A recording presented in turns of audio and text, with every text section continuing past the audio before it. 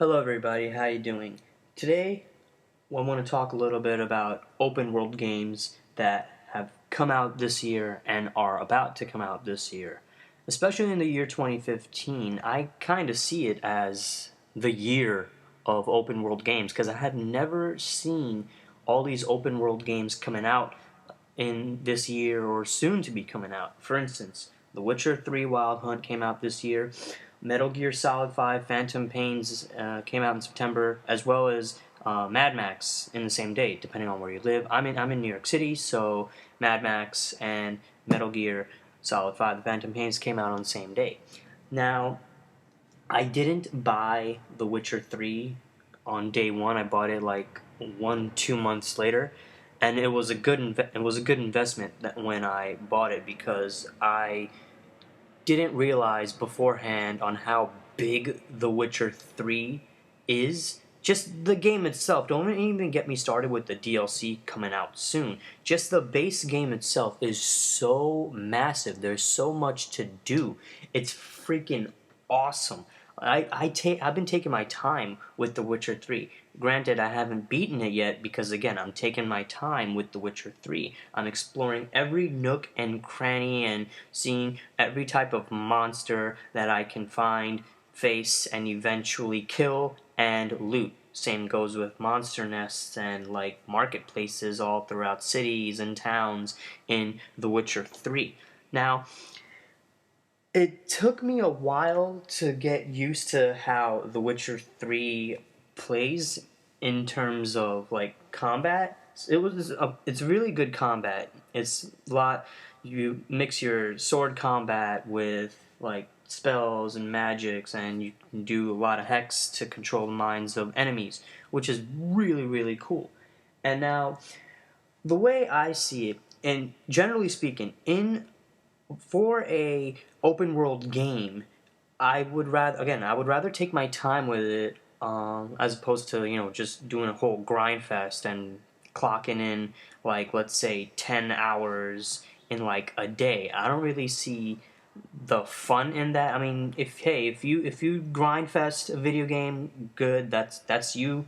But I like to really spend my time with it. If it takes me months or even hell almost a year to beat an open world game, then yeah, that's on me because again, I like playing and exploring. I like taking my time with an open world game, and I don't really have a personal time limit on when I have to beat a game. I mean, yeah, before a sequel comes out, if there's a sequel planned for an open world game. Now, that's just The Witcher 3. Like, again, I've clocked in around 50 hours on The Witcher 3. I'm playing it on Xbox One. And I'm at Skellige, and I'm just running around doing a lot of side missions. A lot of side missions I'm doing with The Witcher 3. And again, I'm taking my time with it. I'm trying to find the best armor and all that, and it's a very good experience, and it's a very deep game.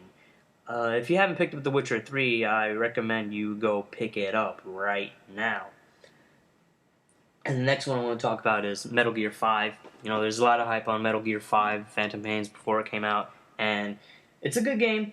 I admit that I didn't really play that much of Metal Gear 5, but what the amount of Metal Gear 5 that I played, I do like it. I do enjoy it. But even though this is an open world game, it's kind of like a stealthy approach to an open world game because the whole thing about the Metal Gear video games is try to be stealthy when you are engaging enemies and try to be as quiet as possible. Oh, quiet. That's the character in Metal Gear 5. So, yeah, whenever I'm playing Metal Gear 5, I try so hard to be as stealthy as possible. But sometimes there's that one enemy that you don't see creeping up behind you, coming out of like a door that you didn't see, and then you hear the alert. It goes into slow motion, and you have a couple of seconds to like shoot the guy in the head with your sleeper dart before somebody else finds out, and then the whole camp or head HQ of that particular area is alerted, and then everybody starts shooting at you. So that's been my play experience with Metal Gear 5 The Phantom Pain so far. I really try my best to go all stealthy approach to Metal Gear, to do a bunch of side missions all stealthy, all stay in the shadows and all that stuff, creep up to the enemy, and then, hold them hostage, try and get some information out of them. But eventually, for a lot of those cases, I just get really tired and go all out Rambo, guns blazing, shoot everybody until the entire headquarters is secure and I'm the only one there, and then I could just feel free to take my time, explore all the buildings, all the sheds and everything to see what kind of metal I could find, what kind of rough diamonds, and to see if there's any prisoners that I could take back to Mother Base. And now, going on to Mother Base. Again, it was weird for me on like how to customize my Mother Base, because at first you have that one platform, and then throughout the game you keep rescuing NPCs from the battlefield. You hook them up to your balloon that sends them to Mother Base, and then they are assigned jobs to do on your Mother Base. Research and development department, medical, and so on and so forth. So once you have a particular number of people on Mother Base, then you will get a prompt in like a couple of missions afterwards to that tells you that you could expand your Mother Base. And when you expand your Mother Base, obviously that costs money and that costs resources. So when you do have the opportunity to expand, you go ahead and do that, but you have to take into account, let's say like one expansion takes an hour to expand. That's not an hour in real time, that's an hour in like game time.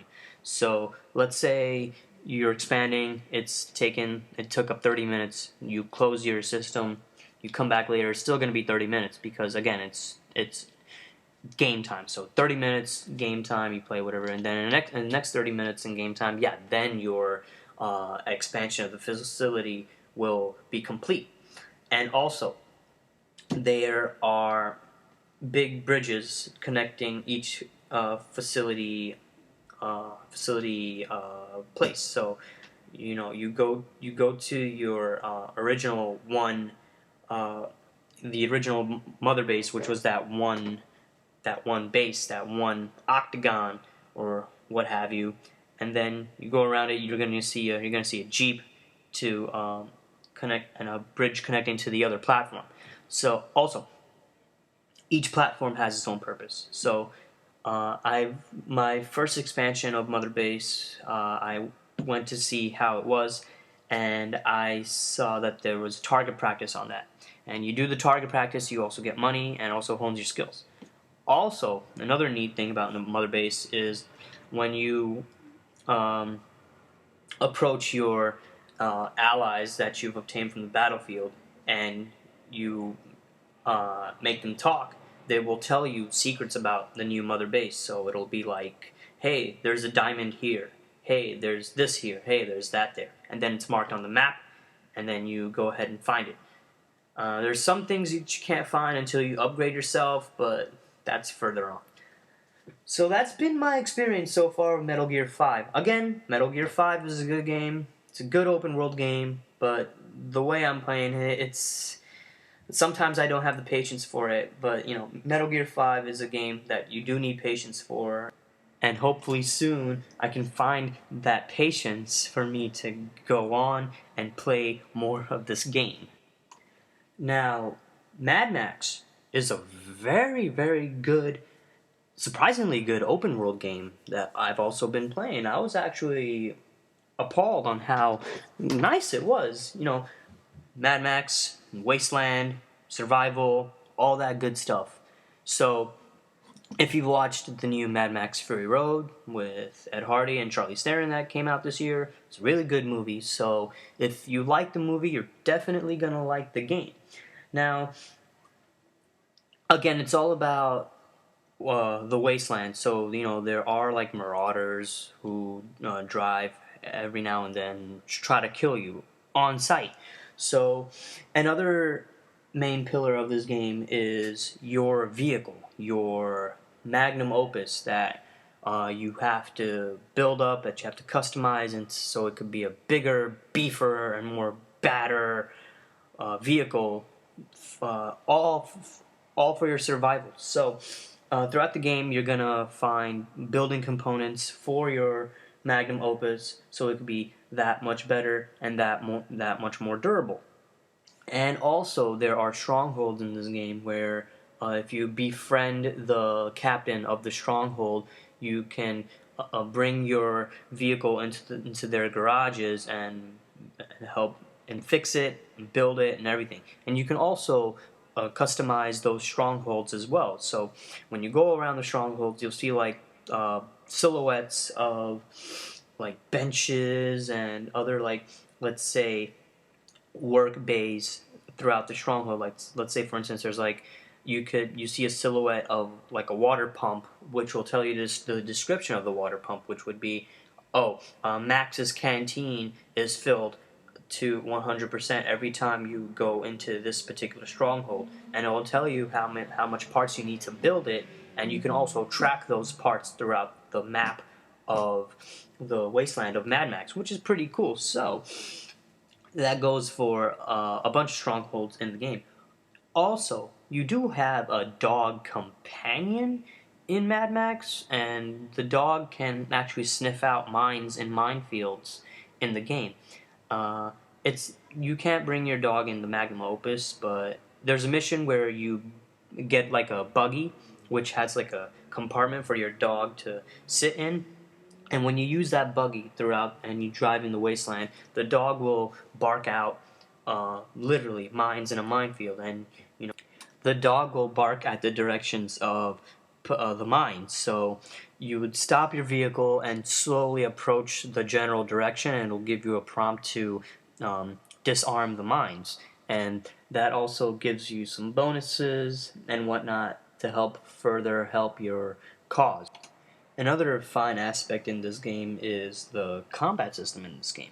It's very brutal, the combat. You have a couple of weapons, melee weapons that you could use. You have your shotgun you could use, and the main part of the combat is using your fists. It's very fisticuffs, freaking brawler type of combat, and also the combat is loosely based off of how the combat system in the Batman games were, since this is a WB game. So whenever there's an enemy approaching you from the back, you press the button to counter. On Xbox, you press Y to counter, and I think on PlayStation would be triangle to counter, to do a counter move. And when you do a counter move, it's very vicious.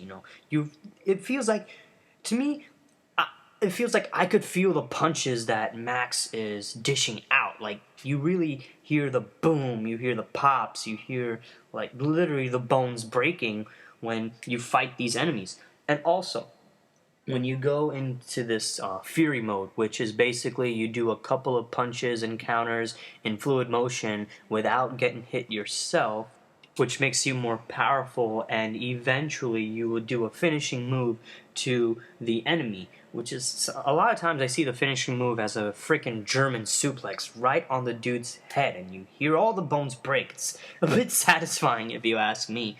And also, when you punch a particular person in a certain way, they'll get dizzy. And if you have a shiv, which is basically the knife, and a prompt will show up that will say Shiv finisher, and then that's even more brutal. So you press the button that tells you to press if you want to do the quick finisher, and like you see Max pull out the Shiv and just straight stab the enemy like right in the head and neck. So that's even more brutal and gruesome. So in this game, there are a lot of strongholds and outposts which consist of these enemies who are just trying to kill you. And it's all for the sake of survival, just like the same reason why you as Max in this game, you do this, you do that, is the same reason why your enemies are doing the same thing. It's all about survival. But who wants to survive more? Obviously, you, the player, Max. You want to survive more than everybody else. So that's how you try and dominate the wasteland. You want to just get rid of all these enemies and enemies in strongholds and like camps. Once you totally eradicate the camp or stronghold of an enemy, and after that, your allies would come into the camp. Basically, the people who help you will come into the camp, and every now and then they'll give you money, which is in the form of scrap metal. They'll give you scrap metal every now and then as like a thank you or something. So that's every stronghold. So you could be getting like hundreds of scrap every like hour or 30 minutes. I forgot what the rotation is, but you do rack up the money. Now, when it comes to the scrap, you use your scrap in a number of ways. You use your scrap to upgrade your magnum opus. You use your scrap to upgrade your character. There's many ways to upgrade both your magnum opus and your character. For instance, your magnum opus, you could put more armor on it. You could put spikes on the side doors of your vehicle so that no enemies could jump on your car trying to hijack your vehicle. Also, there's a harpoon on your magnum opus that you could use to upgrade to take out tires, fuel tanks of vehicles. You could even take out straight up drivers of the vehicles. Just shoot your harpoon at them and just reel your harpoon back in to see the enemy just straight shoot out of the driver's seat of the vehicle. It's pretty funny. You can upgrade the tires, you can upgrade the fuel consumption of your magnum opus, and a lot more. It's all about making your magnum opus the most badass vehicle in the Plains of the Wasteland. Now, the character customization I mentioned before will have you just upgrade whatever Max can do in the game. So you can upgrade your melee combat, you can upgrade the durability of your melee weapons, you can even customize the look of Max himself. You can, you can make Max wear a jacket, you can make Max grow a big survivalist beard, you can put face paint on Max. Also, you can upgrade the water consumption of Max in the game. For instance, you drink 10% of your water in the canteen, you can upgrade that to give you more health. To be honest, I've been playing Mad Max a lot more than Metal Gear 5 Phantom Pains, and that's just personally me. Because again, like how I mentioned before, Metal Gear 5 is a good game, it's a really good game, but sometimes I don't really have the patience to be all stealthy and I just go in guns blazing. But Mad Max, there's not really that much need to be stealthy. You can go in guns blazing in Mad Max and you'll be perfectly fine. In fact, that's kind of how you play the game, the entire game of Mad Max.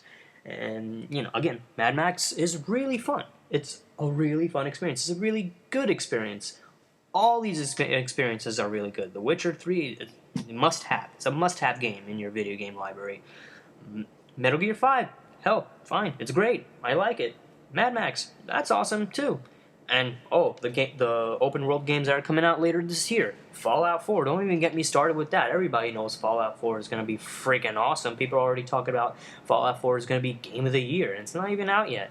And also, there's Need for Speed, the open world racing game. I'm really looking forward to that, especially the whole car customization, the paint shop of Need for Speed. I can't even wait for that. There's so much open world this and open world that happening before 2015 is up. There's even Assassin's Creed Syndicate. There's so much in terms of open world for this year. It's awesome.